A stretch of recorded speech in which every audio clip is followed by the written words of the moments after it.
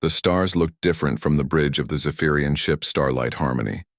Ambassador Veltar stood at the main window, watching the small blue planet grow larger as they moved closer. His long, thin fingers touched the glass gently. After 3 months of traveling through space, they were finally going to meet the humans.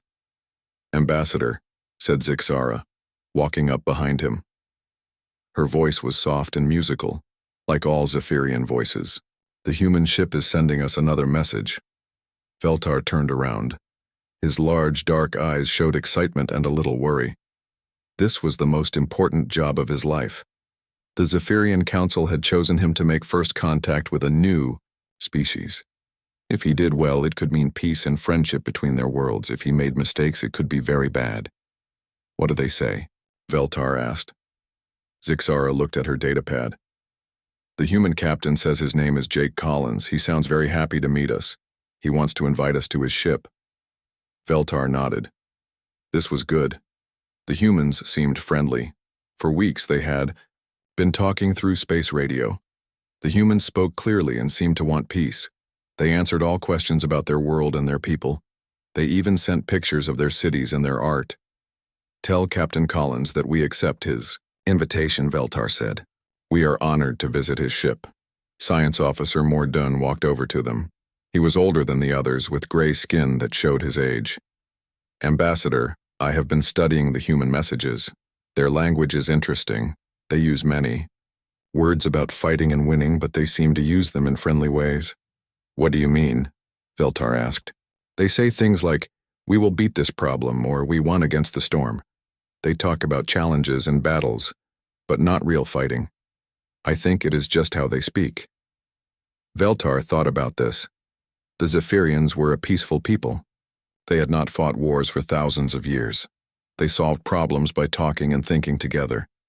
But maybe other species use different words. "Their ship looks strong," Zixara said, pointing at the screen. The human ship was getting closer. Now! It was much bigger than their own ship. It had thick walls and many windows. It looked like it was built to last a long time and travel far. "It is very different from our ships," Mordun said. "Our ships are made for beauty and comfort. Their ship looks like it is made for work." The human ship was indeed different. Where Zephyrian ships were smooth and white with curved lines, the human ship had straight edges and gray metal. It had many small ships attached to its sides. There were big engines at the back that glowed blue. It looked powerful. "Incoming. Message from the human captain," the ship's computer said in its calm voice. "Put it on the main screen," Veltar ordered. The screen showed a human face. Captain Jake Collins had short brown hair and blue eyes. He was smiling widely, showing his white teeth. Veltar had seen pictures of humans before, but seeing one talk was different. The human looked strong and healthy. "Ambassador Veltar," Captain Collins said, "welcome to our solar system. We are so excited to meet you and your people. This is a great day for both our species." "Thank you, Captain Collins," Veltar replied. "We are also very excited. We have traveled far to meet you." "I bet you have," Collins laughed. 3 months in space is a long trip. You must be ready to stretch your legs. Our ship has plenty of room. We would love to show you around and tell you about human culture." Veltar liked the captain already. He seemed warm and friendly. "We would be honored to visit your ship." "Great. We have prepared a welcome ceremony for you. My crew is really looking forward to meeting aliens for the first time. Some of them have been practicing your language." "Your people learn quickly," Zixara said with a smile. "We try our best," Collins said. "Learning is one of the things humans love most. We love to discover new things and meet new people. Oh, and we have prepared some of our food for you to try if you want." "That is very kind," Veltar said. Collins looked at something off-screen, then back at them. "Our docking bay is ready for your shuttle. Just follow the blue lights, and they will guide you in. My first officer, Lisa Martinez, will meet you there." "We'll be there soon," Veltar said. "See you soon, Ambassador." Collins out. The screen went dark. Veltar felt good about the meeting. Captain Collins seemed like a good person. He was friendly and respectful. This first contact was starting well. "Prepare the shuttle," Veltar told his pilot. We will take a small group first. Zixara, Mordun, you will come with me. The rest of the crew will stay here. As they got ready to leave, Veltar thought about what they might see on the human ship. He expected it to be like their own ship, clean, quiet, and organized. Maybe the humans would show them their science labs and their art. Maybe they would talk about philosophy and share stories about their worlds. The shuttle left the Starlight Harmony and flew toward the human ship. The docking bay was huge, much bigger than anything on a Zephyrian ship. There were many small ships inside and humans working on them. The humans wore simple clothes and moved quickly as they worked. Blue lights on the floor showed them where to land. As their shuttle touched down, Veltar saw humans gathering to watch. They looked curious and excited. Some of them were pointing and talking to each other. They seem very interested in us, Zixara said. That is good, Veltar replied. Curiosity means they want to learn. The shuttle door opened, and they stepped out. The air inside the human ship was warm and had a strange smell, not bad but different from their own ship. It smelled like metal and something else they could not identify. A human woman walked toward them. She was tall with dark hair and wore a blue uniform. She was smiling, but Veltar noticed she moved like someone who was ready for action. Her steps were quick and sure. Ambassador Veltar, she said, holding out her hand. I am First Officer Lisa Martinez. Welcome aboard the New Frontier. Veltar had learned about human handshakes. He took her hand gently. Her grip was firm and strong, much stronger than he expected. Thank you, First Officer Martinez, he said. This is my cultural attaché Zixara, and our science officer Mordun. Please, call me Lisa, she said, shaking hands with the others. Captain Collins is waiting for you on the main deck. He is very excited to show you our ship. As they walked through the corridors, Veltar noticed how different everything was. The walls were thick and strong. There were handles and grips everywhere, as if the humans expected their ship to shake and move roughly. The lights were bright and there was noise everywhere, machines humming, people talking, and sounds he could not identify. Your ship is very active, Mordun said politely. Lisa laughed. Yes, we like to keep busy. There is always something to do, something to fix, or something to improve. Humans do not like to sit still for long. They passed groups of humans who stopped their work to look at the aliens. The humans smiled and waved. Some called out friendly greetings. They all seemed happy and energetic. Here we are, Lisa said, stopping at a door. The captain is waiting inside. The door opened and Captain Jake Collins stepped out with a big smile on his face. He was taller than Veltar had expected, with broad shoulders and strong arms. His handshake was even firmer than Lisa's had been. Ambassador Veltar, welcome to the New Frontier, Collins said. I hope you had a smooth trip over. Yes, thank you, Captain, Veltar replied. Your docking bay is very impressive. Wait until you see the rest of the ship, Collins said with excitement. We have so much to show you. My crew has been working hard to make everything perfect for your visit. Behind the captain stood two more humans.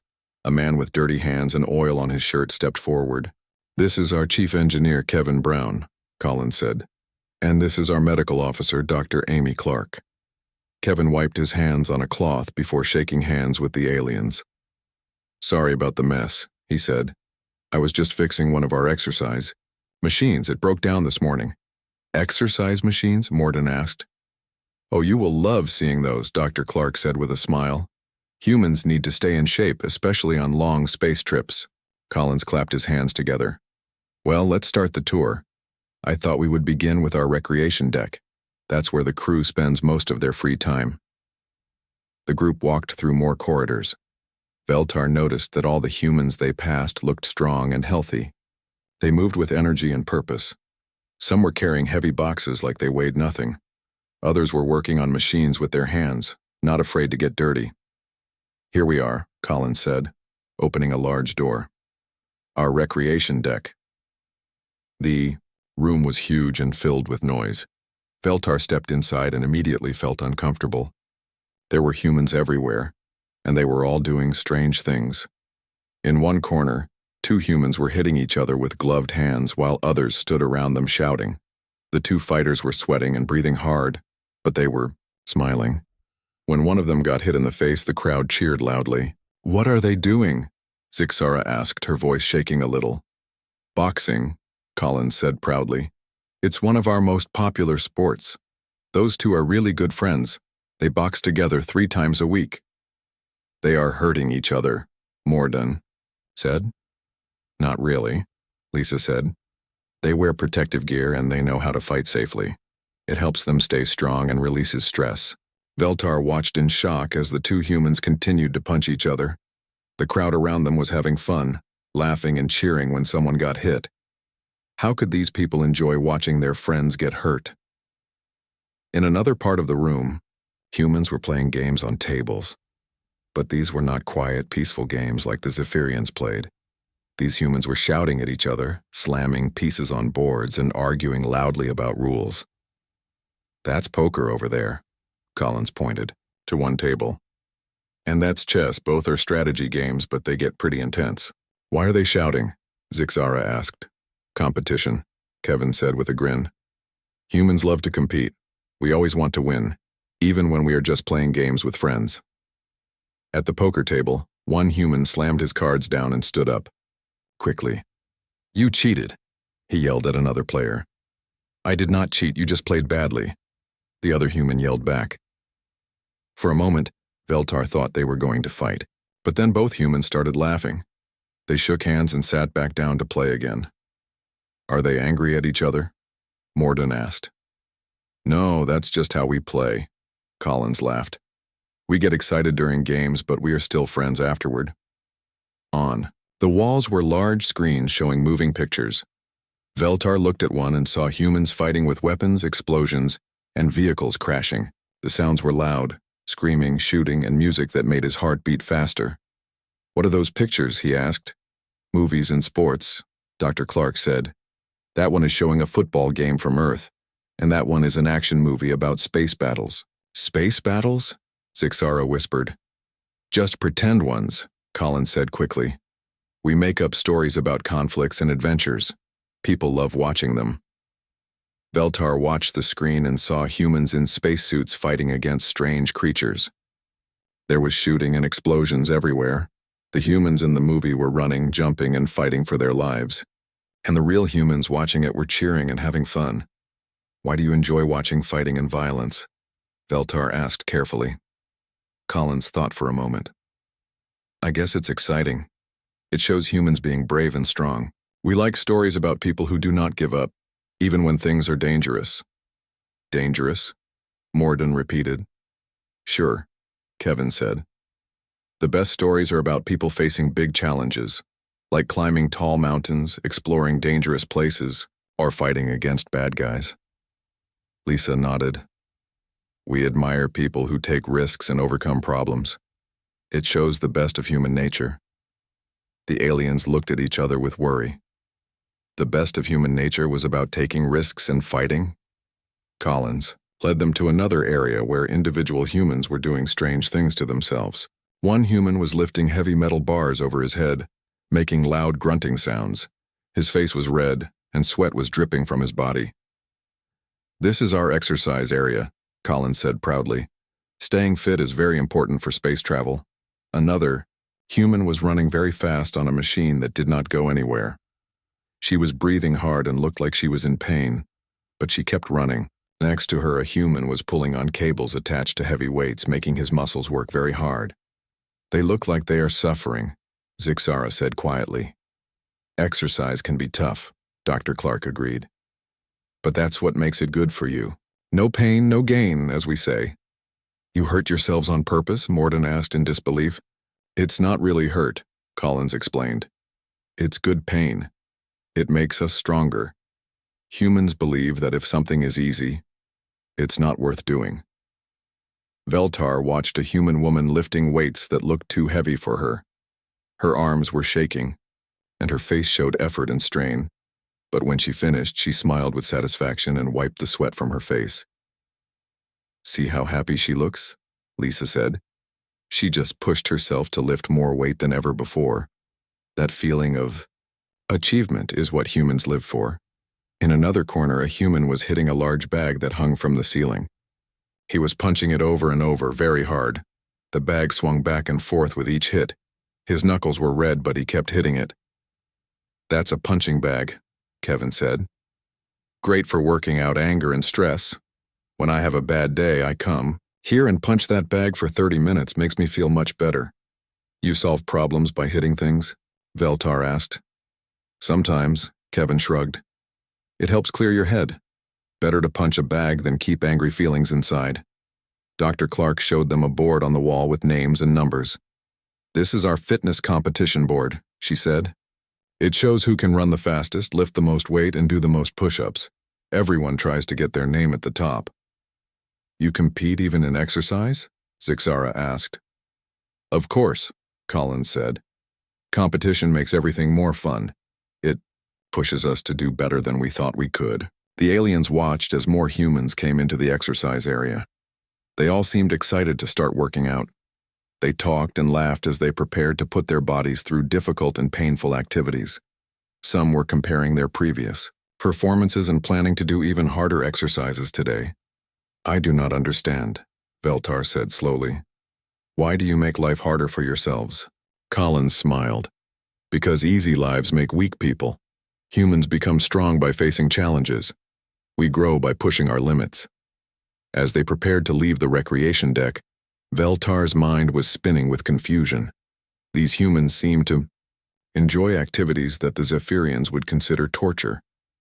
They watched violence for entertainment, they hurt themselves for fitness, and they competed against each other constantly.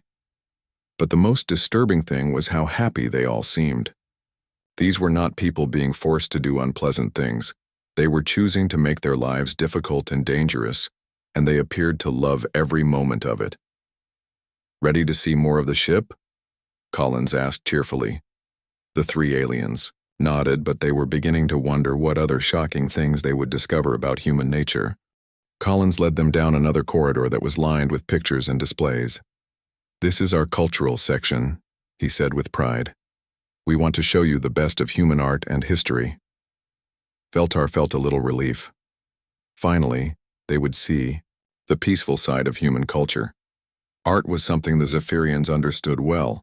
Their own art was about beauty, harmony, and peaceful thoughts. "This is Pete Williams, our ship's historian," Collins said, as they met a man with gray hair and kind eyes. "Pete knows more about human culture than anyone else on the ship." Pete smiled warmly at the aliens. "Welcome, I am so excited to share human culture with you. We have prepared a special presentation." He led them into a room with comfortable chairs facing a large screen. The walls were covered with paintings and sculptures. Veltar looked at the art and felt his stomach drop.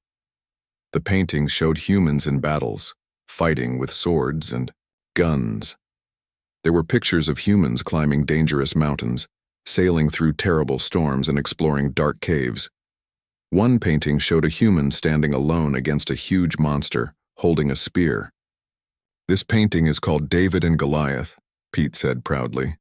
"It shows the story of a small human boy who fought and killed a giant warrior. It teaches us that courage can overcome any challenge." "The boy killed someone?" Zixara asked quietly. "Well, yes, but Goliath was a bad person," Pete explained. "David was protecting his people. Sometimes humans must fight to protect what they love." Another painting showed humans in metal clothes, riding horses and carrying flags. They were charging toward other humans with weapons raised. "This shows knights in battle," Pete said. "They were warriors who fought for honor and justice." Morden stared at the painting. "They look like they are about to kill each other." "Some of them probably did," Pete agreed. "But they died for important things like protecting their families and their beliefs. We remember them as heroes." "Heroes?" The aliens could not understand how people who killed others could be heroes. Pete showed them more art. There were sculptures of humans throwing spears, shooting arrows, and wrestling with wild animals. Every piece of art seemed to show humans in conflict or danger. "What about peaceful art?" Veltar asked hopefully.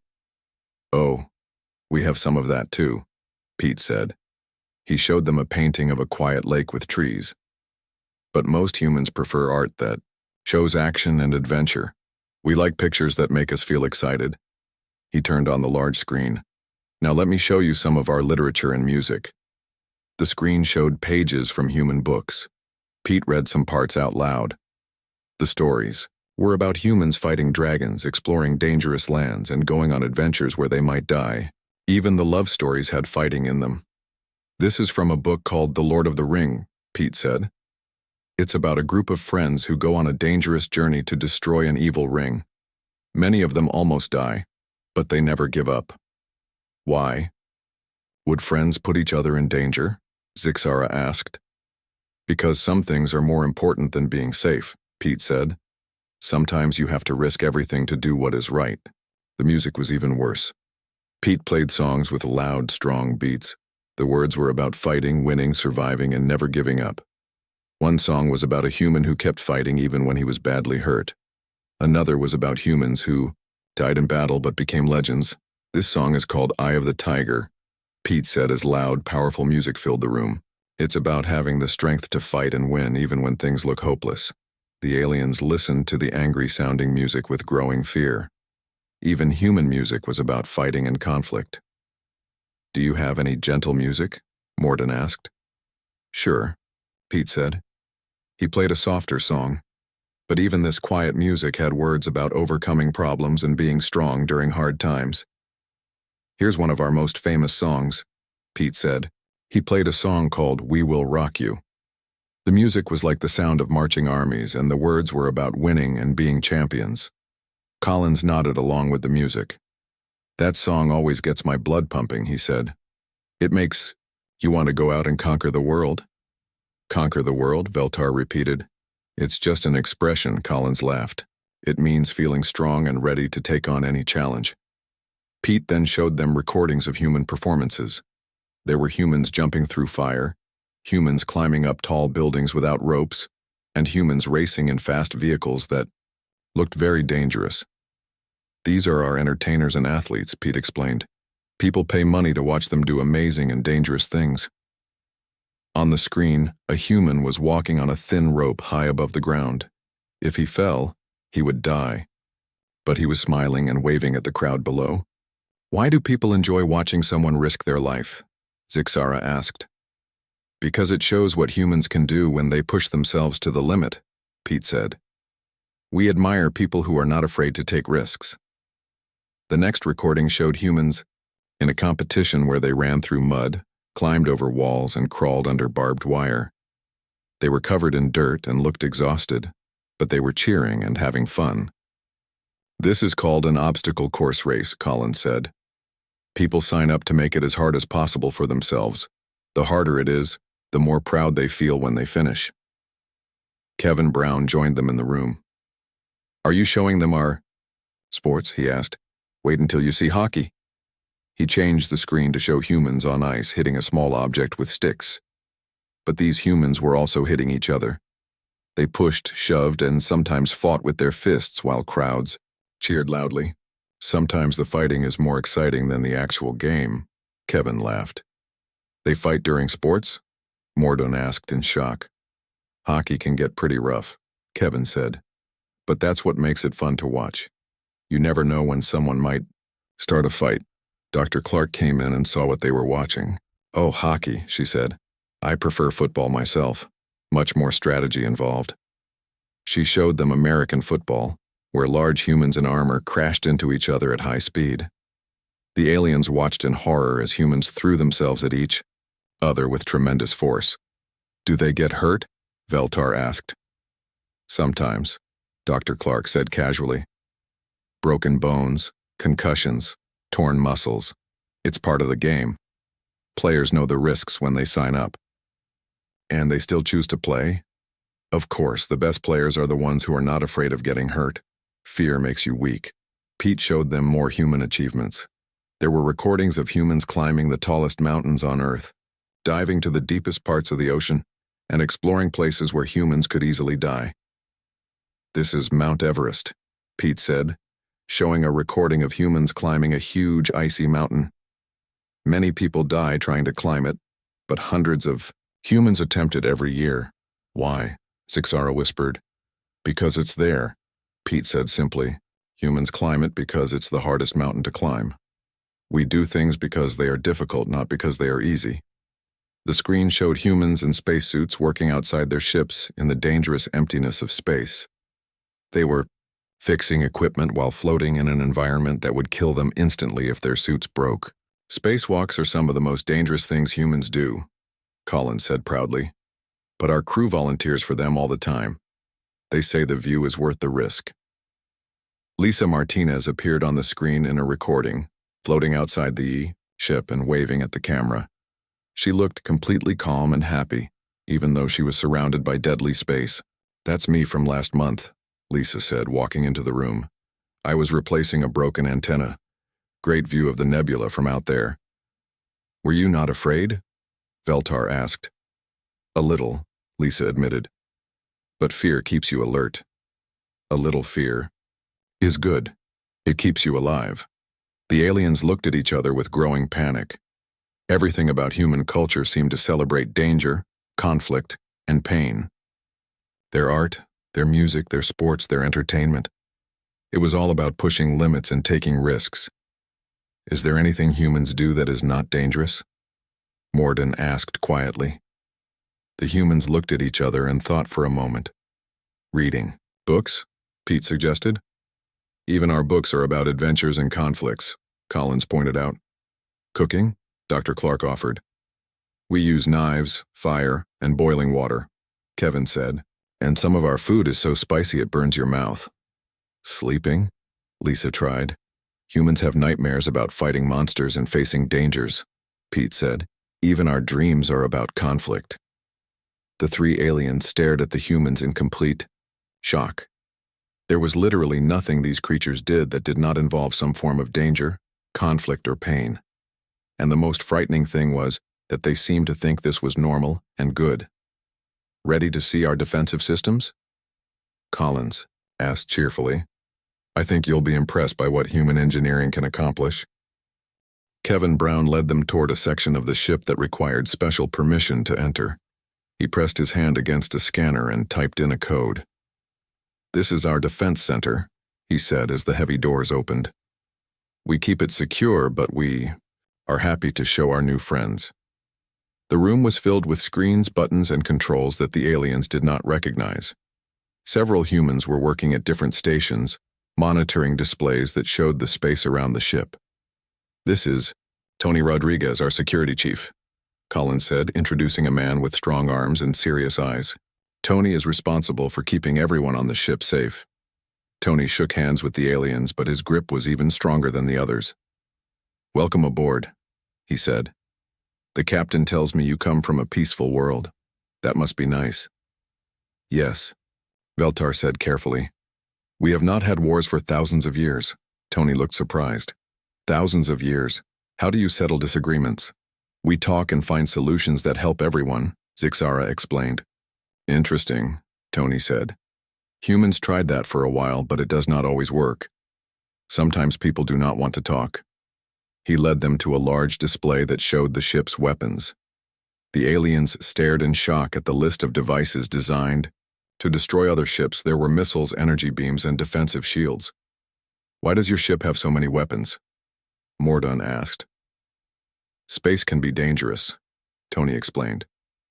There might be pirates, hostile aliens, or space debris that could hurt us. We have to be ready for anything. Have you ever used these weapons?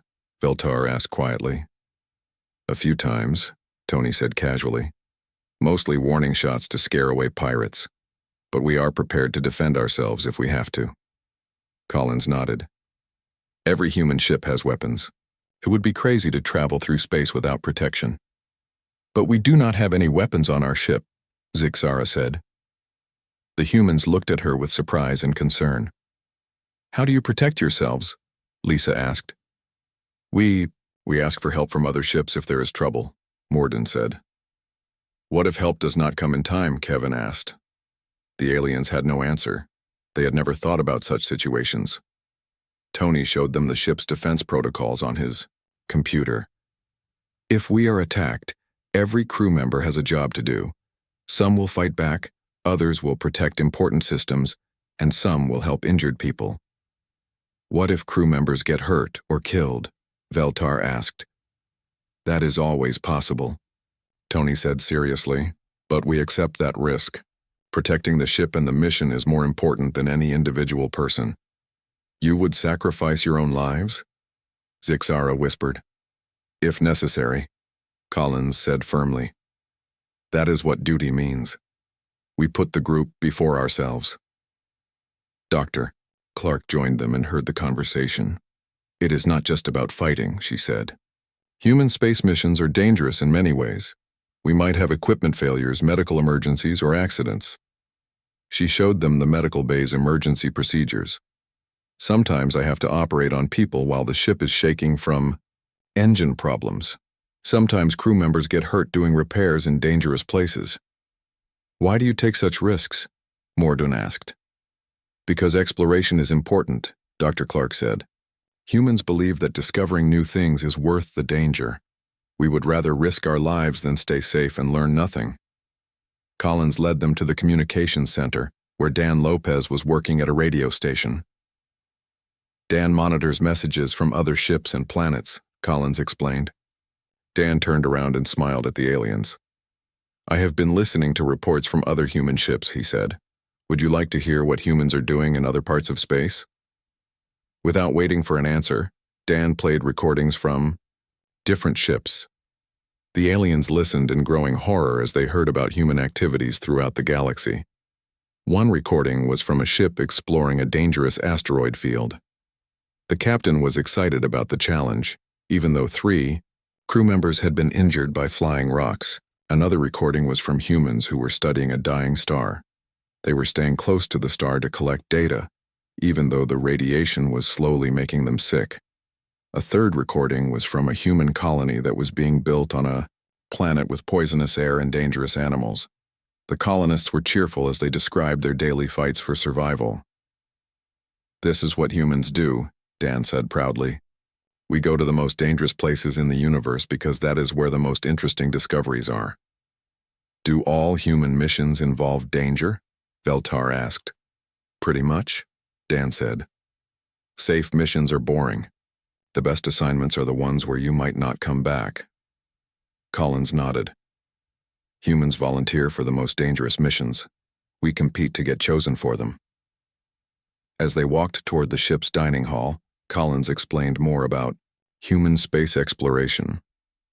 We have people trying to land on planets with active volcanoes, studying black holes from dangerously close distances, and making contact with species that might be hostile. What if the species are hostile? Zixara asked. Then we learn how to defend ourselves, Collins said simply. Or we die trying. Either way, we learn something new. In the dining hall, the crew was eating their evening meal. The aliens watched, as humans consumed food that made them sweat and cough. They ate hot peppers that caused obvious pain, but they were laughing and enjoying it. This is great spicy food, one crew member said, wiping tears from his eyes. It hurts so good. Why do you eat food that causes pain? Moradin asked. Because it tastes better, the crew member said. Pain makes the flavor stronger. During the meal, the conversation turned to stories about dangerous experiences. The crew members shared tales of times they had almost died or been badly hurt.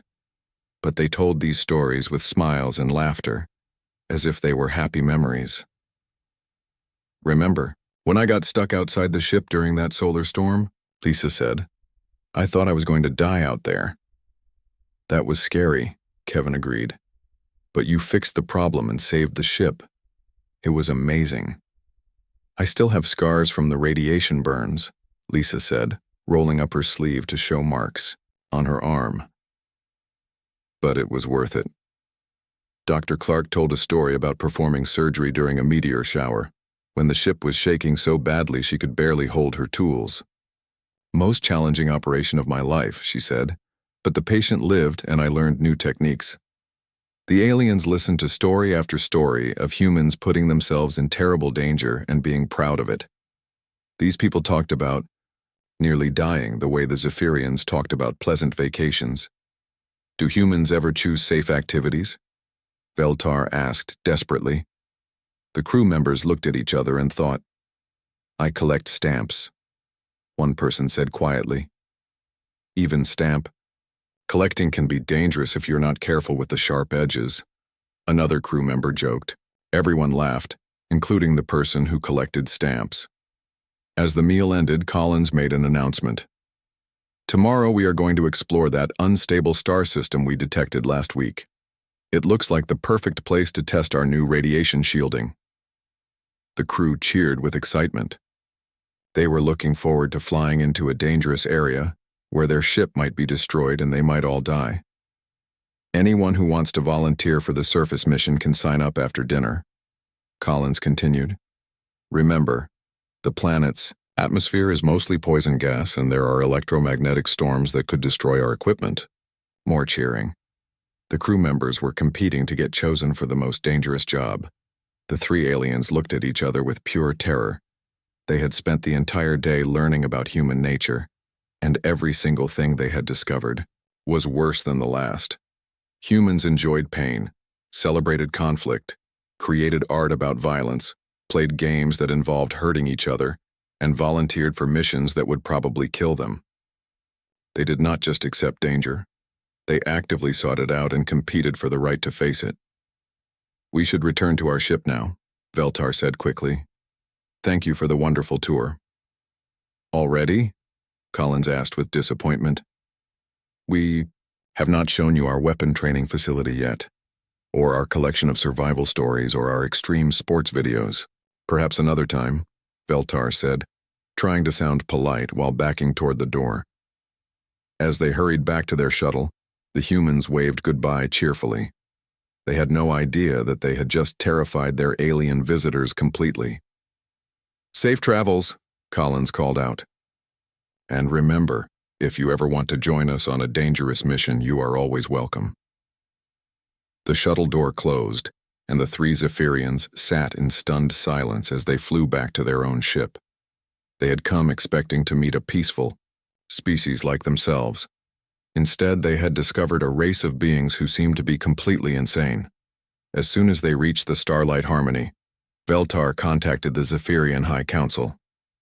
Emergency report, he said into the communication device. The humans are not what we expected. They are extremely dangerous. Are they hostile? The council leader asked. No, Veltar said. They are friendly and welcoming, but they are also completely mad. They deliberately put themselves in danger for fun. They compete to see who can suffer the most. They volunteer to die for their missions. Are you saying they attacked you? No, they invited us to dinner and offered to show us their weapons. They think we should join them on suicide missions. They believe that pain and danger make life better. There was a long silence from the council. Recommendation? The council leader finally asked. Veltar looked at his two companions who were still shaking from their experience. Do not make contact with humans again, Veltar said. They are too dangerous to be around, not because they want to hurt us, but because they think getting hurt is normal and good. They will accidentally kill us by being friendly. The communication ended, and the three aliens sat quietly as their ship prepared to leave the human solar system. Behind them, the new frontier continued on its mission to explore dangerous places and do impossible things. The humans never understood why the aliens left so quickly, or why no other alien species ever came to visit them again. They kept being friendly and welcoming, never realizing that their natural behavior was the most terrifying thing in the universe to any species that valued safety and peace. In the end, humanity remained alone among the stars, not because they were evil, but because they were too frightening to be friends with.